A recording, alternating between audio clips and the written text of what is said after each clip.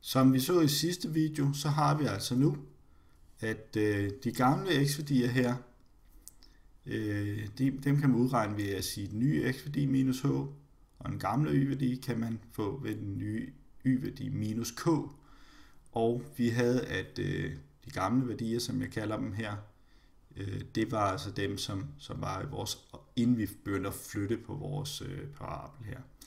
Og det vi bare vil gøre, det er, at vi nu kan opskrive et udtryk for den nye parabel, den der er flyttet.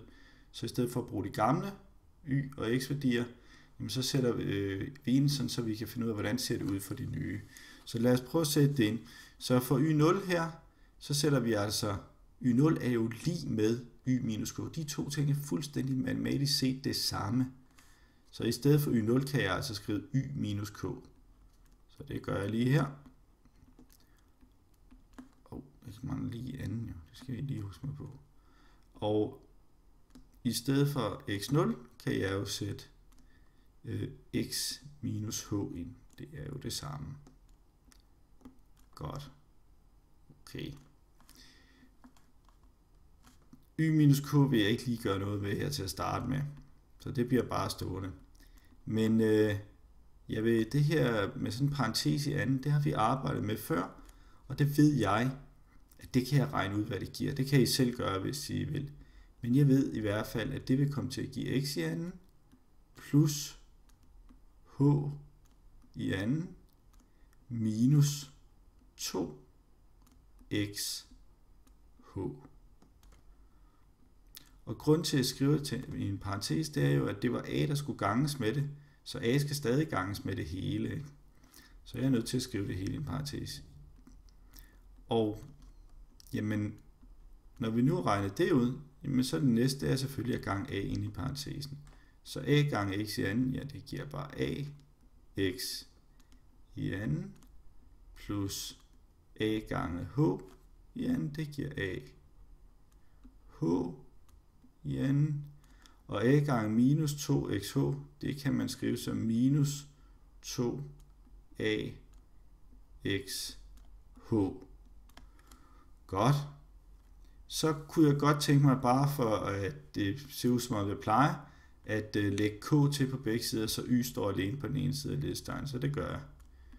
Så nu har jeg altså a x i anden. Og nu flytter jeg også lige lidt rundt på, nu vil jeg lige skrive det der før det andet. Minus 2 a x h.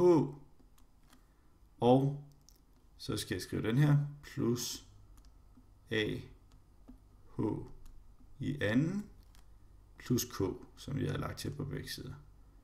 Godt. Jamen, så er spørgsmålet bare, hvad er det egentlig, jeg har her? Jo, hvis jeg lige tænker mig lidt om her, så ligner det noget, jeg har set før. Nemlig a gange med x i anden, ja, det virker meget bekendt. Så plejer vi jo bare at skrive plus bx plus c. Og det, der var specielt ved a, det var jo det, der var gange med x i anden. Så det svarer, a svarer bare til a. Helt simpelt. Det, der er specielt ved b, det er jo det, der er gange med x. Hvad er der gange med x her?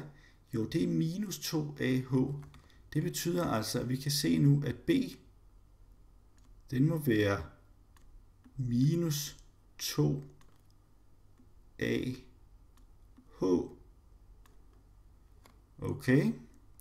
Og vi kan også se, at C, det er alt det sidste, der bliver lagt til. Men alt det sidste, der bliver lagt til, det er jo både A, H i anden og K. Så vi får altså også nu, at C, det må være lige med A, H i anden plus K. Okay. Så når vi altså har fundet ud af, vi kan altså omskrive det, vi har sat ind her, og så kan vi se, at vi kan komme frem til det almindelige udtryk for en andengradsligning. Andengradsfunktion. Og det vi kan se, det er, at når vi flytter på den, jamen så bliver det til en andengradsfunktion, og det vil ændre på b og c værdi. Det betyder så omvendt også, at hvis vi ser en andengradsfunktion som den her, og har en b-værdi, så ved vi, at den kunne man have fået ved at rykke på sådan en helt simpel andengradsligning, en prototype, som man kan kalde det, ved at rykke den h. Så vi skal egentlig bare finde ud af, hvad er h. Og det kan vi rimelig nemt, hvis vi kigger på den her.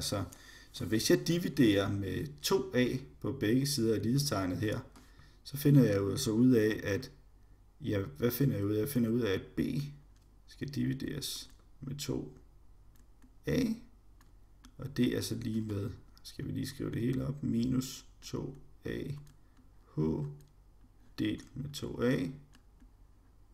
Ja, så går det ud med hinanden. Og det vi så har tilbage, det kan vi lige skrive her, det er, at b delt med 2a lige med minus h.